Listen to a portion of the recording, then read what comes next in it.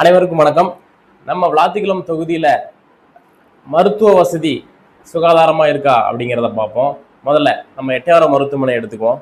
எட்டயபுரம் மருத்துவமனையில் நீங்கள் மருத்துவத்துக்காக போனீங்க அப்படின்னா அங்கே மருத்துவர் காலையில் 10 மணிக்கு ஒரு மருத்துவர் வருவார்.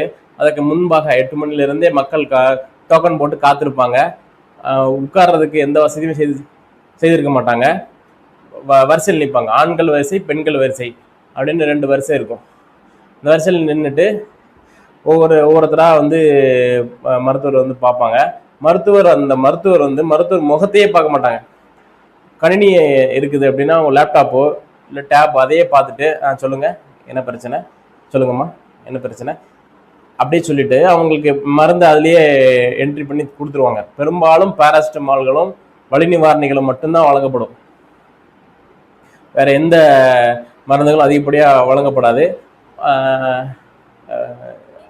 அதுக்கப்புறம் இப்போ அவசர சிகிச்சை அப்படின்னு வராங்க அப்படின்னா அவங்களுக்கு எந்த ஒரு வசதியுமே இங்கே முதலுதவி செய்யறதுக்கு எந்த வசதியுமே கிடையாது. எல்லாமே ஆக்சிடென்ட் ஆகி 108 வருவாங்க. உடனே ஃபர்ஸ்ட் எய்ட் மட்டும் பண்ணி உடனே தூத்துக்குடி ஜிஹெச்க்கு அனுப்பிடுவாங்க. அது போகிற வழியிலே நிறைய மரணங்கள் நிகழ்ந்துடும்.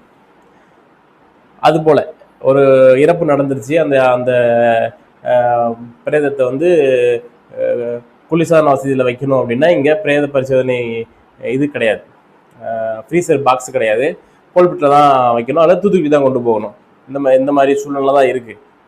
அப்புறம் இப்போ ஸ்கேன் அடிப்படை வசதினா சிடி ஸ்கேனோ எம்ஆர்ஐ ஸ்கேனோ உள்ளேயே எடுக்கிற மாதிரி எந்த வசதியும் இல்லை. ஒன்று வெளியே எடுத்துகிட்டு வரணும், இல்லைன்னா தூத்துக்குடி கோல்பட்டி அந்த மாதிரி தான். பெரும்பாலும் தனியார் நிறுவனங்களில் போய் பிளட் டெஸ்ட் கூட எடுத்து வர சொல்லிடுவாங்க. அந்த மாதிரி ஒரு சூழ்நிலை தான் இருக்குது. அதனால் இந்த முறையை மாற்றணும். நம்ம இதே விளாத்திக்குளத்தை எடுத்துக்கிட்டாலும் இதே நிலைமை தான். இங்கே என்ன நிலைமையோ அதே தான் அங்கேயும்.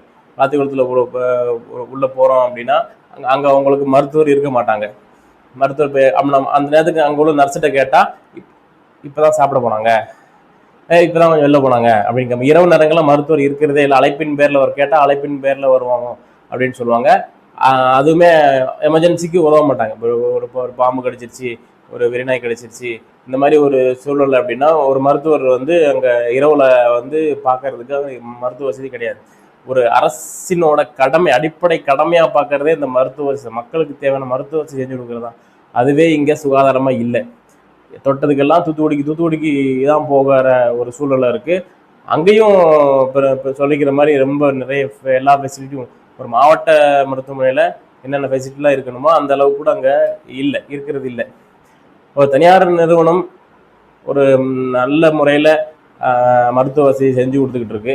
அதற்கு நிகர அரசால முடியாதா? ஒரு மருத்துவருக்கும் மருத்துவ உபகரணங்களுக்கும் எவ்வளவோ அரசு நிதி ஒதுக்கி அதை செலவு பண்ணது. இவங்க முழுவதும் விரயம் செஞ்சுட்டு எந்த ஒரு வசதியுமே மக்களுக்கு செல்லாமல் அதை இங்கே உள்ள மக்கள் பிரதிநிதி சட்டமன்ற உறுப்பினர் போய் அதை என்ன ஏதுன்னு பார்த்து உடனே சரி பண்ணணும்னு நினைக்க மாட்டாங்க.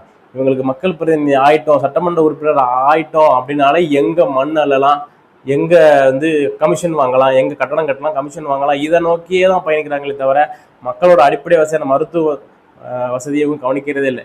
நாம் வந்தால் என்ன செய்யணும் அப்படின்னா அனைவருக்கும் சமமான மருத்துவ வசதி கிடைக்கிற மாதிரி தரம் உயர்த்துறோம். இலவசமாக கிடைக்கும். ஒரு தனியார் மருத்துவமனைக்கு நிகராக இங்கே மருத்துவ வசதி கிடைக்கிற மாதிரி அனைத்து மருத்துவமனைகளும் தரம் உயற்றும். நன்றி.